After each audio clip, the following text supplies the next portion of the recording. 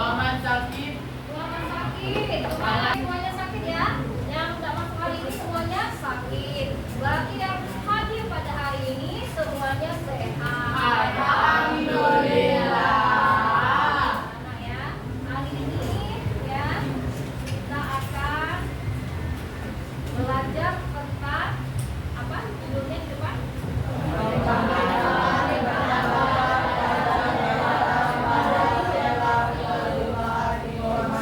Baik, sebelum mulai belajar kita berdoa dulu. Tolong ketua kelas berdoa dulu ya. Sebelum kita memulai pelajaran, marilah kita berdoa terlebih dahulu. Berdoa dimulai. Nah, sebelum kita mulai, berdoa dulu perasaan kalian hari ini, ya. Nah, sekarang silakan. Dari mana?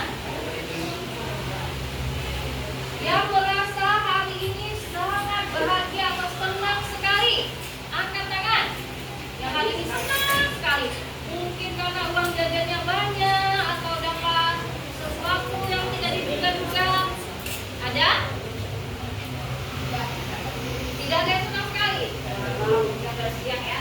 Kemudian yang hari ini sangat bersemangat untuk sekolah, belajar. Oh, tepuk tangan dong. Nah, apakah ada yang hari ini yang bersedih? Angkat tangan ya, sudah bersedih. Siapa?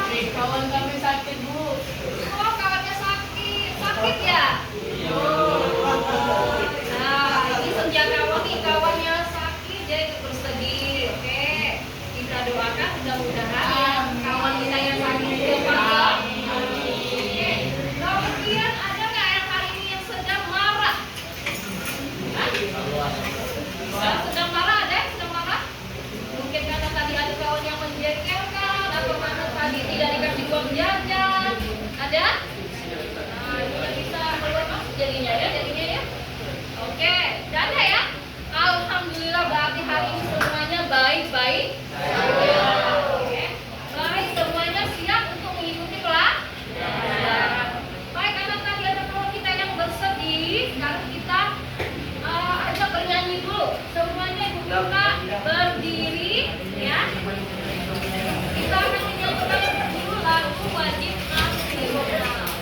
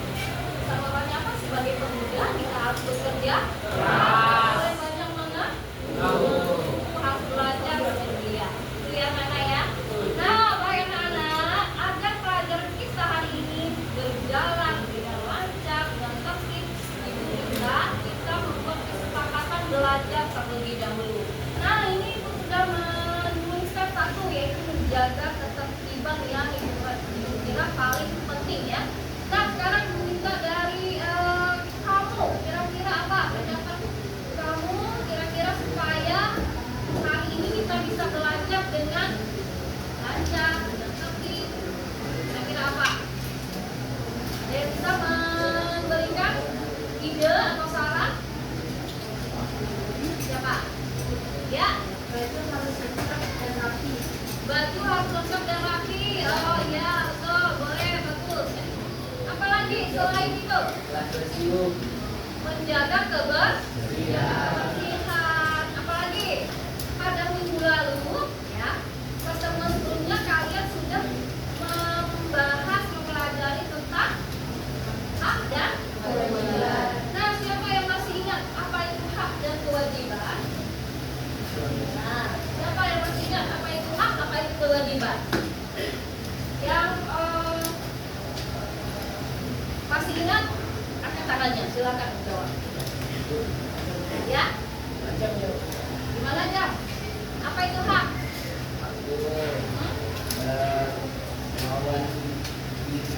Kemauan diri sendiri. Oke, tak apa-apa. Ada lagi yang lain? Apa itu hak? Hak adalah? Hak adalah? Keras-keras suaranya biar. Hak adalah sesuatu yang kita dapat. Oke, benar. Tepuk tangan dulu untuk. Sekarang kewajiban. Apa itu kewajiban? Kalau sesuatu yang harus kita lakukan. Kewajiban adalah sesuatu yang harus kita laksanakan. Kewajiban adalah sesuatu yang harus kita laksanakan. Ya benar, tepuk tangan dulu.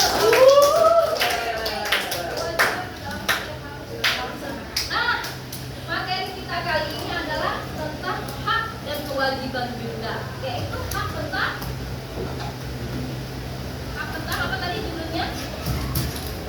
Nah, hak untuk mengemukakan pendapat, merupakan hak kita, ya, yang dilindungi oleh undang. Nah, sekarang kalau mengemukakan pendapat itu banyak sekali caranya ya, lewat media sosial, lewat apa lagi? Unjuk rasa, melalui surat kalau zaman dulu ya kan, banyak sekali. Dan yang paling sering digunakan orang zaman sekarang adalah media. Baik, sebelum membahas lebih jauh tentang kemerdekaan berpendapat di era keterbukaan, kita akan memutarkan dulu salah satu video ya. Kalian simak baik-baik dulu. Ya, saudara, kita bergeser ke Makassar. Masa di Makassar itu masih terjadi pendemo mencoba masuk ke dalam DPR di kota Makassar dengan menjebol pagar.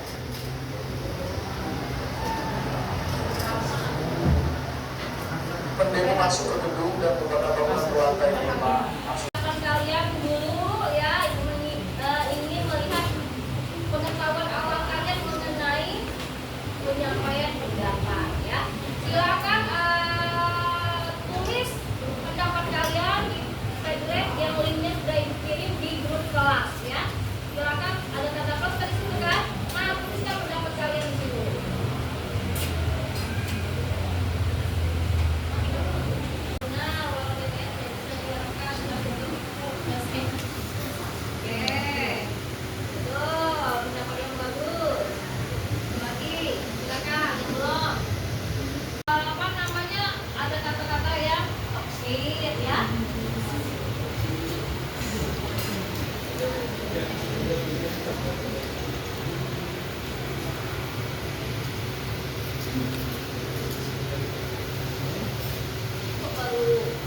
Dari Dimas yang masuk ya, yang lain belum? Jadi udah. Udah pada ngirim kan? Oh, kesalahan pengaturan ini ya, itu ya dulu dari Dimas tadi udah. Coba baca Dimas. Dimas.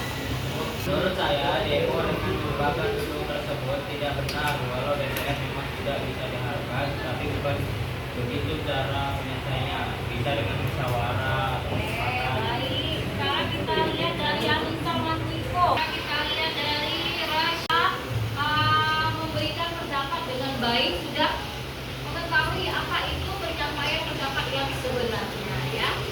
Demokrasi memang demonstrasi memang diperbolehkan, tapi harus ada tata caranya gitu ya. Nah, makanya hari ini kita akan mempelajari tentang tata cara mengungkapkan pendapat yang benar ya. Baik, nah sekarang kita lanjut ke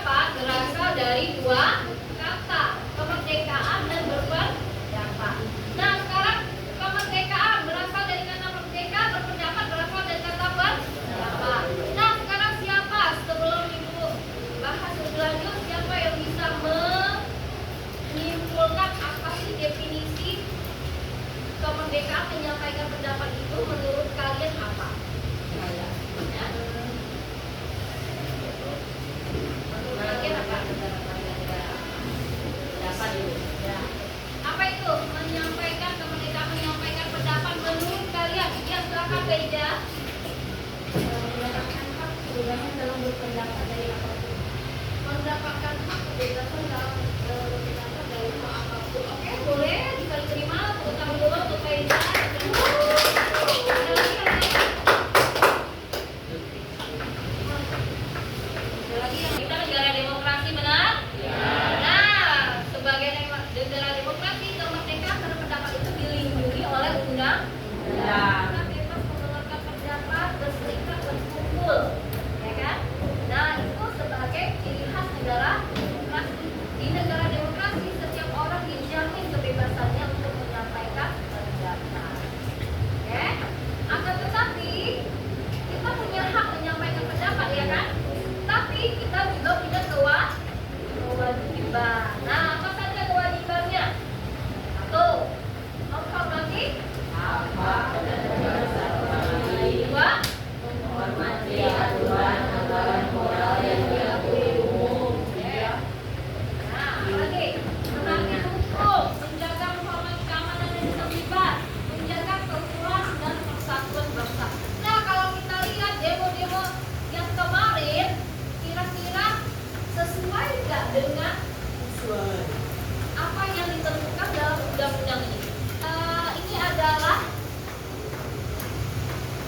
pasal-pasal dalam undang-undang ya yang menjamin hak kita untuk berpendapat. Oke, sekarang izinkan kalian melihat isi dari pasal 28F UUD 1945. Kira-kira bunyinya bagaimana? Benar nggak ini? Pasal ini adalah pasal yang mengatur tentang kebebasan berpendapat. Silakan dikeluarkan HP-nya, dicari pasalnya, benar apa enggak isinya. Coba kalian buktikan. Apakah ada yang membawa UUD 45? Tidak ada, boleh kalian cek di sini, boleh kalian tanya AI dan sebagainya. Cari UUD 45, benar nggak ini? Pasal ini isinya adalah tentang jaminan kemerdekaan berpendapat. Silakan. Yang nomor 1, boleh cari yang nomor 2.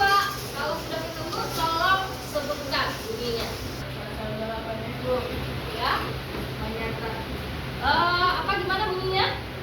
Menyatakan bahwa setiap orang berhak untuk berkomunikasi dan memperoleh informasi untuk mengembangkan pribadi dan lingkungan sosialnya, serta berhak mencari, memperoleh, memiliki, menyimpan dan mengelola dan menyampaikan informasi dengan menggunakan segala jenis saluran yang tersedia. Oke, benar. Baik, tepuk dulu untuk restu ya. Oke. Apa? Oke. Baik, sekarang Ibu minta pasal 28E ayat 2. Oh, salah, sudah ketemu, silakan. Setiap orang berhak atas kebebasan meyakini kepercayaan, menyatakan pikiran dan sikap sesuai dengan hati nuraninya. Oke, baik, ketemu dulu untuk Salwa. Oke, baik. Nanti kalian akan pelajari lagi ya isi dari pasal-pasal. Ya, semuanya adalah instrumen hukum yang melindungi kita ya, melindungi kita untuk menyampaikan pendapat boleh secara lisan maupun tulisan. Oke. Nah, sekarang kita lihat untuk menyampaikan pendapat. Kalau ini yang di foto ini apa nih? Penyampaian pendapat dengan cara apa? Unjuk rasa atau demonstrasi, ya kan? Kemudian menyampaikan pendapat di zaman sekarang bisa dilakukan melalui media sosial. Dan itu lebih cepat dan paling banyak berpengaruh, ya, paling besar pengaruhnya. Banyak yang terprovokasi gara-gara postingan orang di media sosial, gitu ya. Nah, hati-hati juga jangan sampai kita terprovokasi dengan hal-hal yang belum tentu benar, gitu ya. Oke, baik, sekarang sampai di sini ada yang mau ditanyakan belum? Oke, tahu sekali. Nah, sekarang kita lihat di sini, ya. Bentuk-bentuk penyampaian pendapat bisa dengan pidato, wawancara, dialog dan tulisan.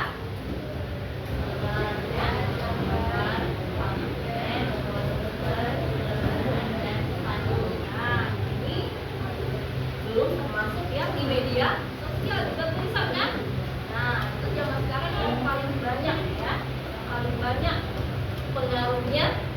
banyak digunakan. Ya.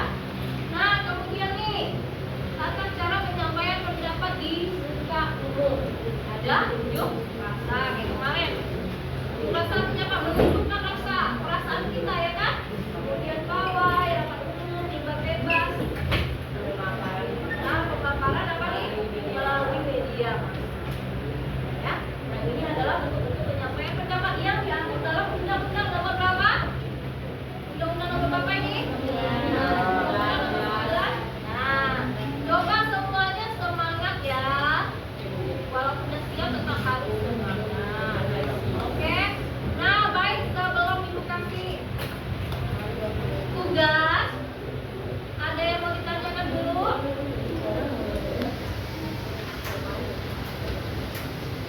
Ada yang mau tanyakan? Kalau tidak ada, nah, kita tolong satu orang bikinkan Ibu kelompok menggunakan spin. Kita bikin 8 kelompok. Nah, tolong bikinkan spin dulu. Satu di sini, kelompok 2, 3, 4, 5, 6, 7, 8 ya. Nanti sebelum kalian bekerja mengerjakan ini, mungkin akan memberikan cara penulisan ya, laporan ataupun cara penulisan surat yang benar ya. Apa ya, sudah disediakan oleh pemerintah ya. Apapun misalnya masalah yang kita temui di sekitar kita ya, mau di jalan rusak kalau di sekolah misalnya masalah MDG, masalah MDG kami ingin ada evaluasi supaya penyalurannya lebih baik ya, makanannya lebih sedap dan segala macam ya. Kalian punya hak untuk menyampaikan itu ya. Nah, cuma dengan cara yang tepat dan kalimat yang benar. Nah, di sini ada aplikasi namanya Lapor ya, yang memang sudah disiapkan oleh pemerintah untuk mendengar aduan dari masyarakat ya. Nah, nanti yang kelompok akan dibagikan ya. Dibagikan kelompok 1, kalian boleh menulis kembali dalam bentuk apapun sehingga bisa dikirim ke aplikasi Lapor ya.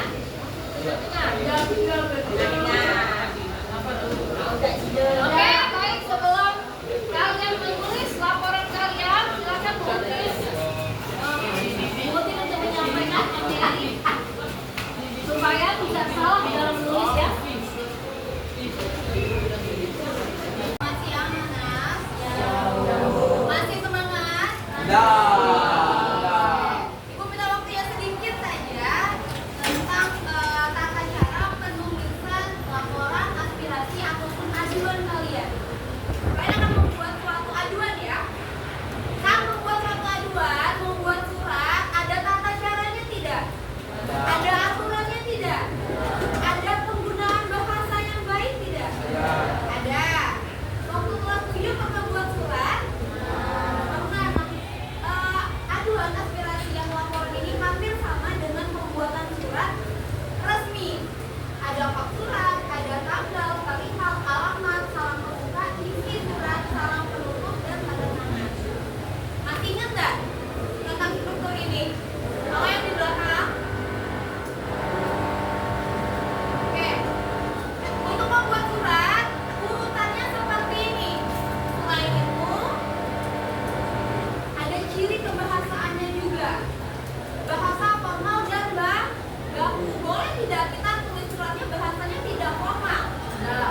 Tidak boleh, bahasanya harus formal dan baku. Menggunakan kalimat yang lengkap dan tidak emosional.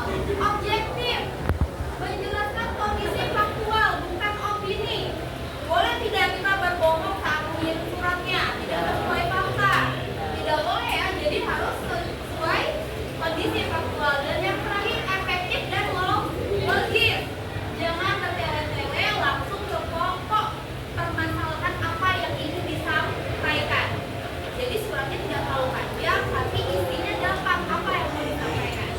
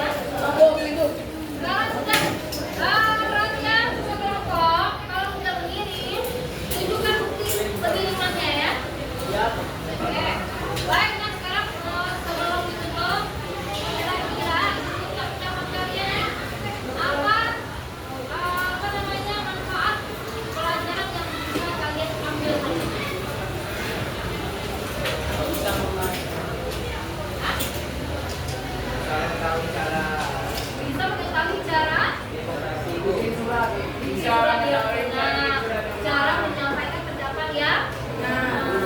Itu ya. Oke. Nah, menyampaikan pendapat kita harus dengan tegas, terasa. Ya, sudah ada saluran resmi, gitu ya. Oke, baik. Untuk hal ini bagaimana?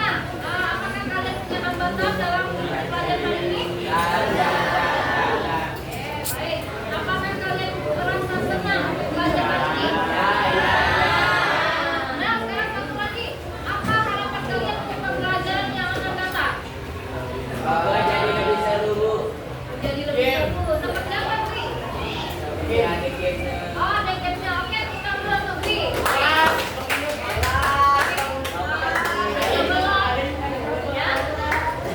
Sebelum tutup, ada yang bertanya belum? Baik, kalau tidak ada bertanya, maka kita akan masih melanjutkan materi penulisan kepada kepala sekolah.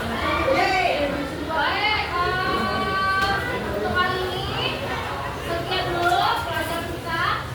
Silakan sebelum membahas kita kelas dulu ya.